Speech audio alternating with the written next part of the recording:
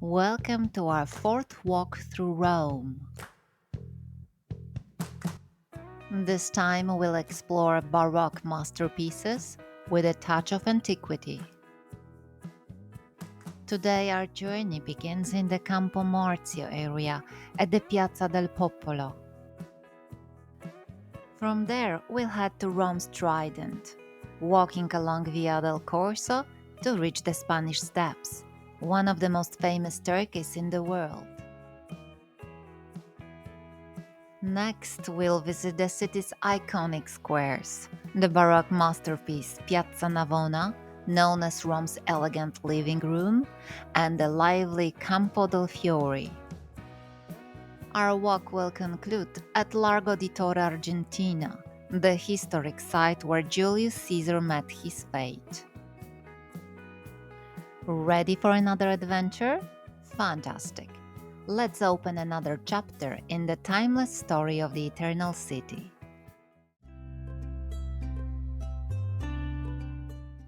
Let's begin at the northern entrance to the city, the former Porta Flaminia, one of the 18 gates in the defensive walls of Rome, built during the reign of Emperor Aurelian.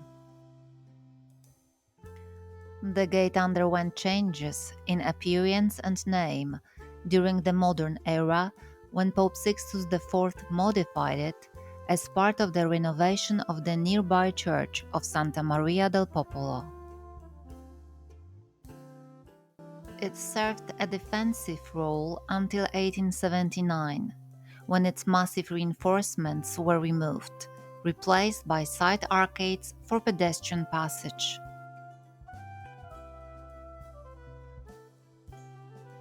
The Porta del Popolo is crowned with an attic featuring the Chigi family coat of arms, depicting hills and eight-pointed star.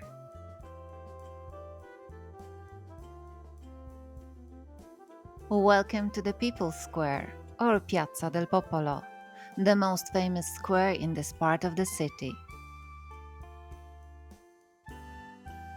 Over the years, it has served various purposes, including being the site of public executions, the last of which took place in 1826.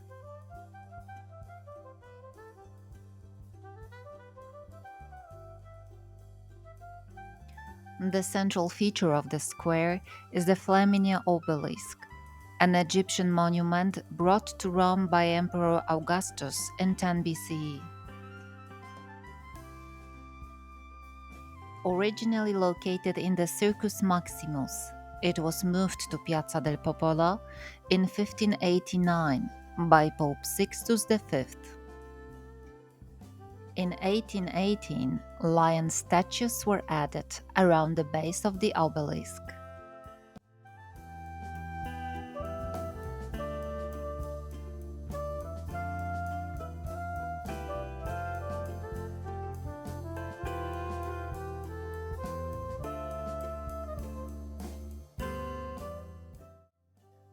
The square's current layout dates back to the first half of the 19th century and reflects the neoclassical style, designed by Giuseppe Valadier.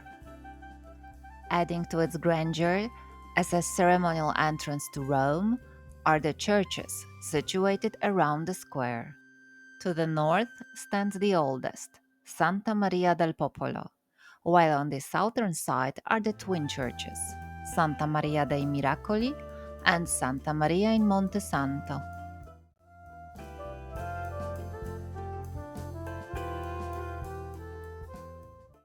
Completing the ensemble is the fountain of the goddess Roma, surrounded by river deities, and of course the iconic she-wolf. Above the square lies the Pincio Terrace, offering yet another breathtaking panorama of the city.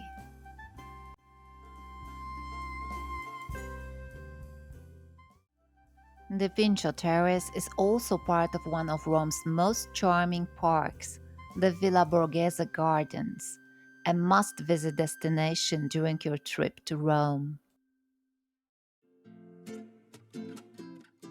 But for now, let's return to the Piazza del Popolo and head toward its oldest church.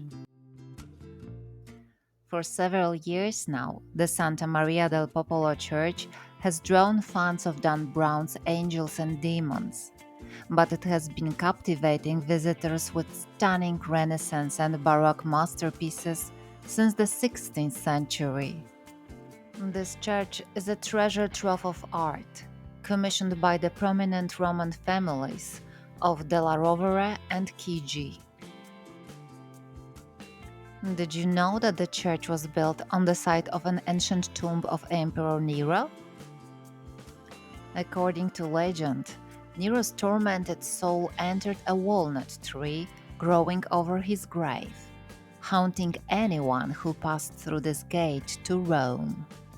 Fortunately, Pope Pascal II put an end to this when the Virgin Mary appeared to him in a dream, ordering him to cut down the tree and build a church on the site.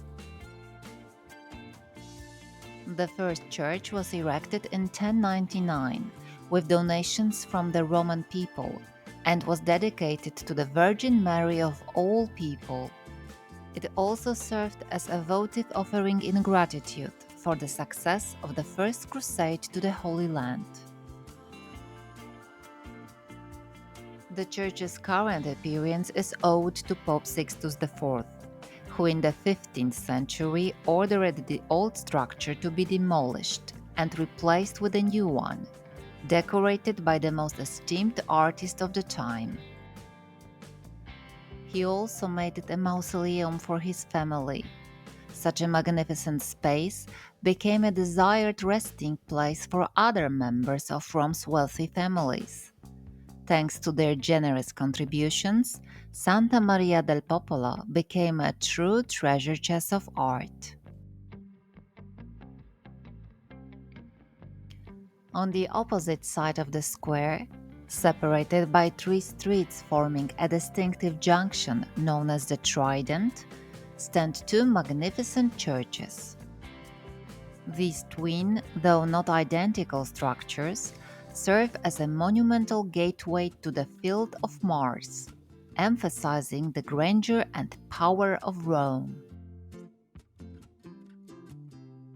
The first on the right is the Church of Santa Maria dei Miracoli, or Our Lady of Miracles. Its main altar features a replica of an original fresco that, according to a 14th century legend, miraculously saved a child who had fallen into the Tiber River. The fresco was once located on a wall along the river bank, where the distraught mother directed her prayers to the image of the Virgin Mary. The altar is framed by a rich architectural setting with four angels, sculpted by Antonio Raggi, a pupil of Bernini. The side walls are adorned with the tombs of the church's patron, Cardinal Girolamo Gastaldi, and his family. The church was designed by Carlo Rainaldi and completed in 1681 by Carlo Fontana. It was built on a circular plan with four side chapels and a deep presbytery.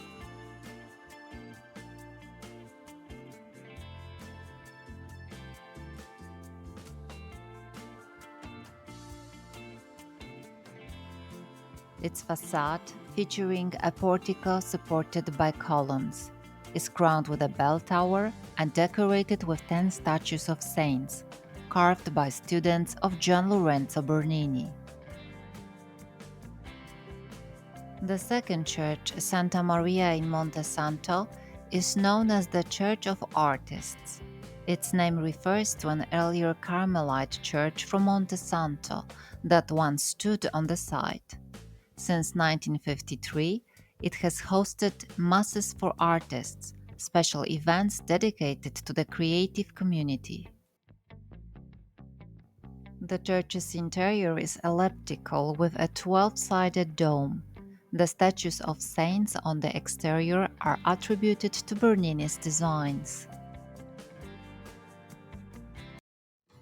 We leave the Piazza del Popolo via Via del Corso, one of Rome's main thoroughfares, connecting Piazza del Popolo to Piazza Venezia. Formerly known as Via Lata, the street was a key route leading northward. In the 15th century, Pope Paul II, originally from Venice, introduced carnival celebrations here, featuring the Corsa, races of riderless Barbary horses, which became the highlights of the festivities. While thrilling, these races were also dangerous and were ultimately banned in 1883.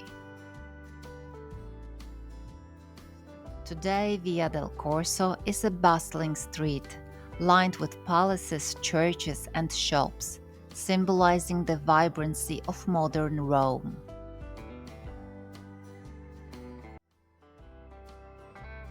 And we have just arrived at the Spanish Square, named after the Spanish Embassy, which has been located here since 1647. Previously, the area was known as the French Square, a reference to land purchased by the French near the current Trinità dei Monti church. At the center of the square stands the Column of the Immaculate Conception, erected in 1857 at the initiative of Pope Pius IX to commemorate the proclamation of the dogma of the Immaculate Conception of the Virgin Mary.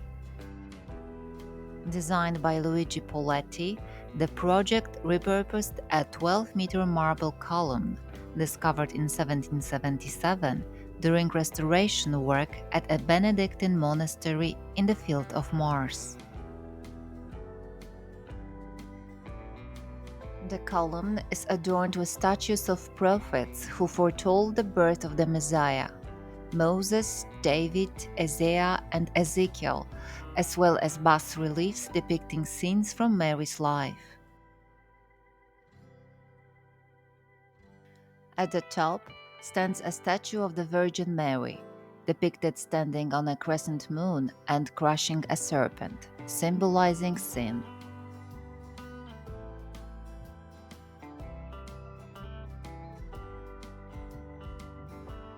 The column was inaugurated on December 8, 1857, and every year on this date, the Pope prays at its base, while a team of firefighters decorates the statue of Mary with a wreath of flowers.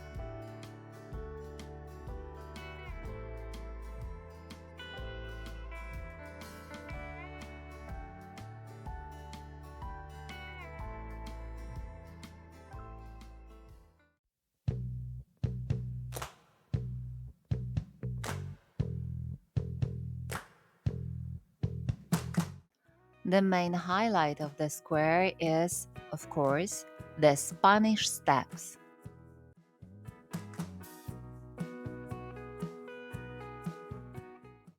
At their base lies the Fontana della Barcaccia, created in 1627 by Pietro Bernini, father of the famous Gian Lorenzo Bernini. The fountain was commissioned by Pope Urban VII, inspired by a boat found in this spot after a flood of the Tiber River. The boat, typical of Rome, was used for transporting wine and was called a barcaccia.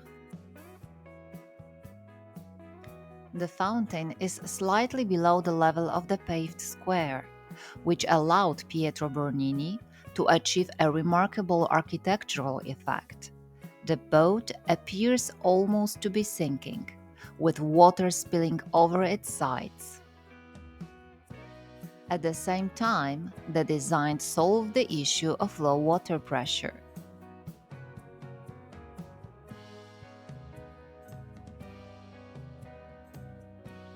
The water flowing from the sides is drinkable. The Spanish Steps, designed by Francesco de Santis, were built between 1723 and 1725 and were inaugurated by Pope Benedict XIII during the Holy Year.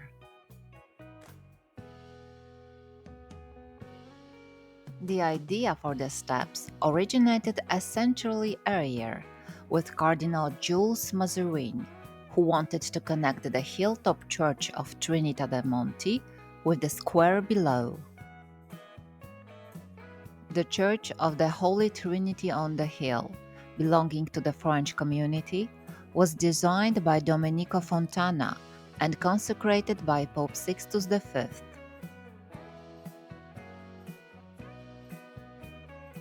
In front of the church stands the Celestian obelisk, modeled after the Egyptian obelisk in Piazza del Popolo, and created during the Roman Empire.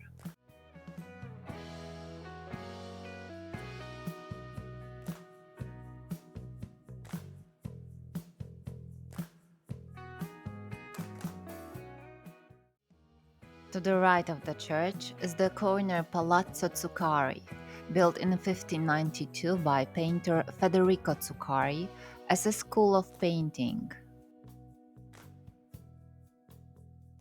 The palace later became home to Polish Queen Maria Kazimiera Derkiem, who moved to Rome after the death of King John III Sobieski.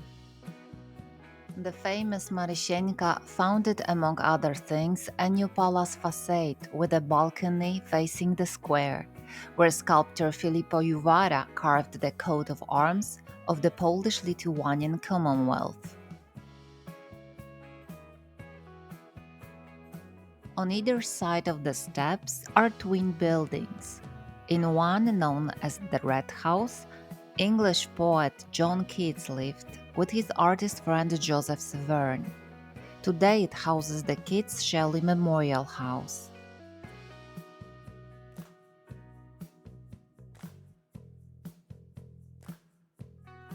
The other building is home to the historic Babington's Tea Room, established in 1896 by Anna Babington and Isabel Cargill, who later built a tea empire.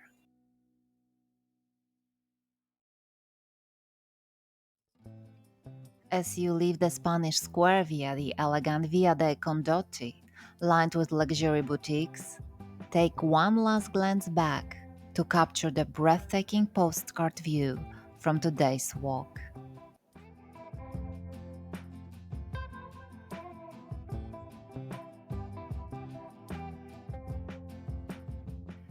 Before us lies an endlessly fascinating route, featuring this time the intriguing contemporary sculpture by Giuseppe Pennone, Marble Leaves. This remarkable piece consists of two intertwined bronze trees supporting a nearly 11-ton block of marble. It's a gift to Rome from the Fendi fashion house, representing a unique fusion of art, nature, and fashion. As we head toward our next destination, Piazza Navona, let's take a moment to visit two extraordinary churches along the way. The first is the ancient Basilica of St. Lawrence in Lucina, built on the site of the home of a Roman matron named Lucina. In the 4th century, Lucina offered her house to Christians for gatherings, which eventually led to the construction of this church. Dedicated to St. Lawrence, a martyr of 258 AD, the basilica features a chapel honoring him, where we can see the gridiron used in his torture. The museum adjacent to the basilica also houses the chains in which he was bound. In front of the basilica, you'll find a striking sculpture titled When I Was a Stranger by Canadian artist Timothy Schmaltz. This is one of many installations in Rome created to mark the extraordinary Jubilee of Mercy. The second church is the Church of St. Louis of the French, the National Church of France in Rome. Its impressive facade was designed by the brilliant Giacomo della Porta.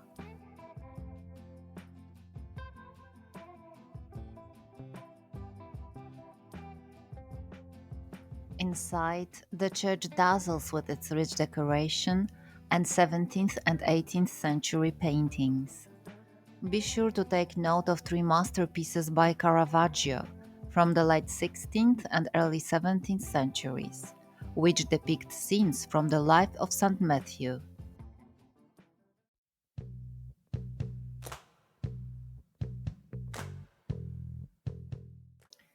Welcome to Piazza Navona, one of the most beautiful Baroque sites in Rome, a true stage of its era, where two brilliant artists, Gian Lorenzo Bernini and Francesco Borromini, competed for artistic supremacy. However, the history of this place stretches back to ancient times.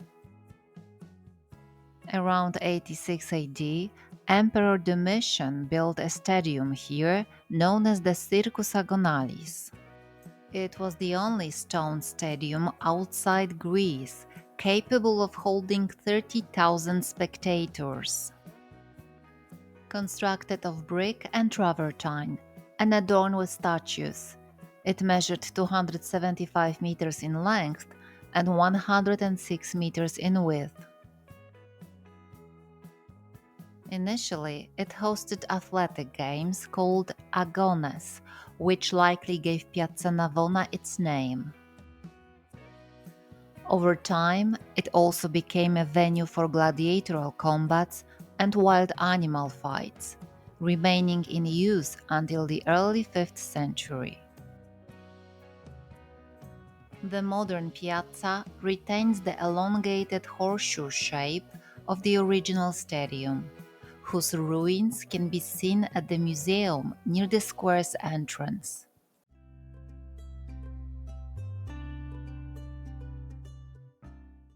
In the 15th century, the piazza was paved and became a bustling center of city life, hosting markets. Its Baroque transformation is credited to Pope Innocent X, who, as Cardinal Giovanni Battista Pamphili, built his palace here in the 17th century. Today, the palace houses the Brazilian embassy.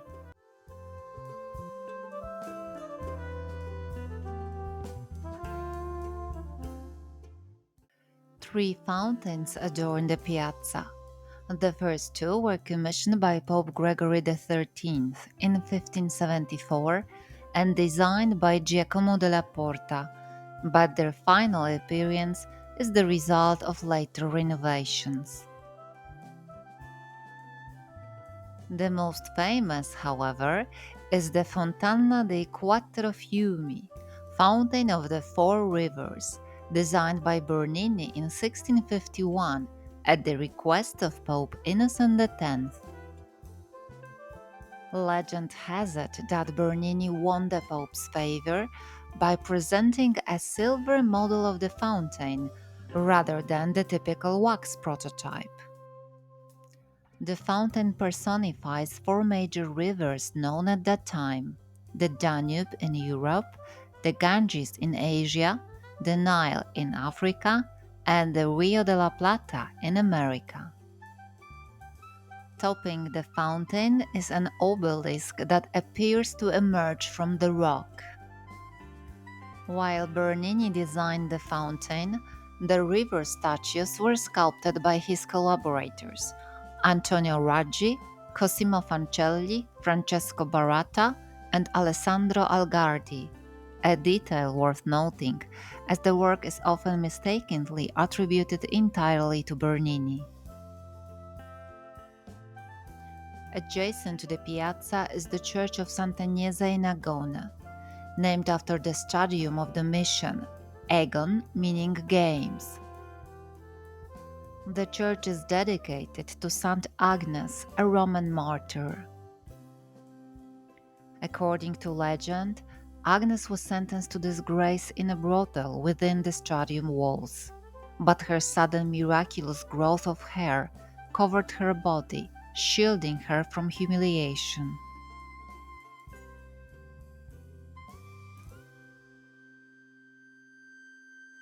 The church was intended as the private chapel of the Pamphili family, and its design was entrusted to Borromini in 1653. He transformed the modest's initial structure, giving it its characteristic undulating facade and raising its towers. After Pope Innocent X's death, other architectures completed the work, and construction was finished in 1672. The church houses the Pope's sarcophagus, placed unusually above the entrance, meaning worshippers are typically turned away from it as they pray, fueling numerous rumors and legends about the Pamphili family.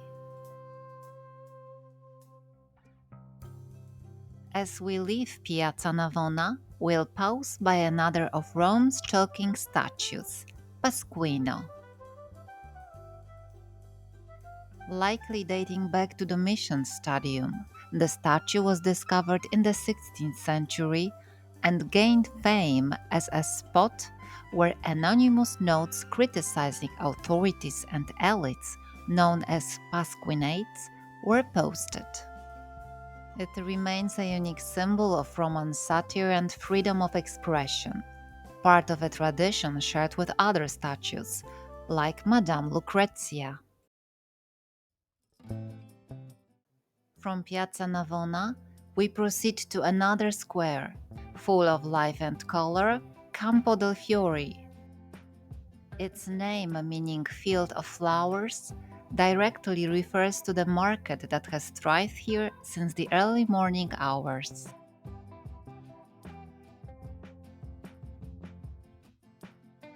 The central figure of the square is Giordano Bruno, a Dominican friar from Nola, philosopher, freethinker, and rebel who was declared a heretic and burned at the stake on February 17, 1600.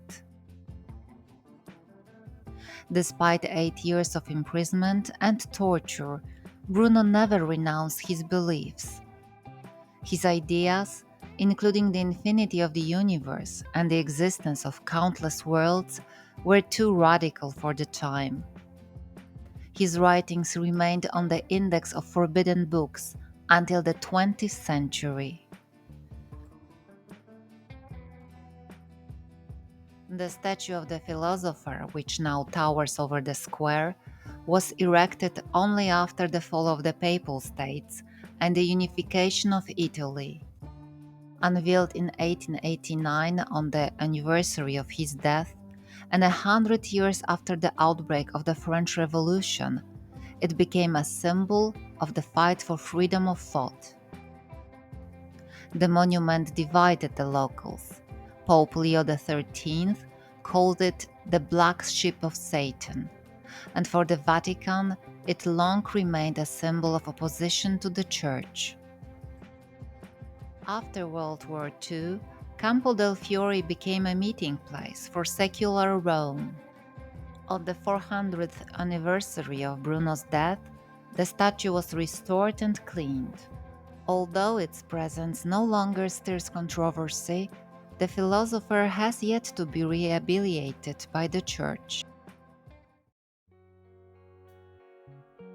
The final stop of today's walk is Largo di Torre Argentina, often mistakenly referred to as the Argentine Square. Its name derives from the Tower of Argentina, which doesn't refer to the nation, but to the Latin name of Strasbourg, Argentoratum. Johannes Burckhardt, an Alsatian priest and Renaissance chronicler, hailed from this city. His palace and its adjoining tower once stood near the square. Burckhardt played a significant role as the master of ceremonies at the courts of 6 popes, from Sixtus IV to Julius II.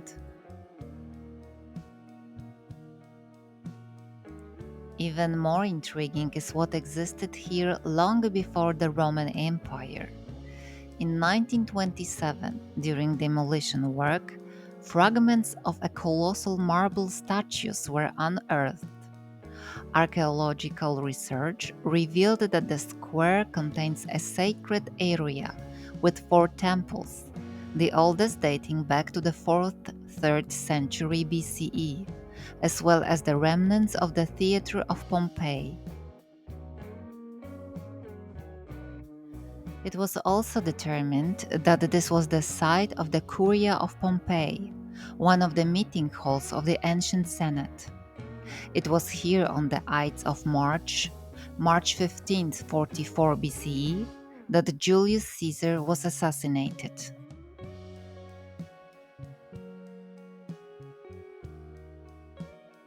Today, one of the temple ruins houses the Torre Argentina Cat Sanctuary, providing shelter for nearly 150 cats. The organization focuses on adoption, neutering, and medical care for the cats, relying mainly on donations.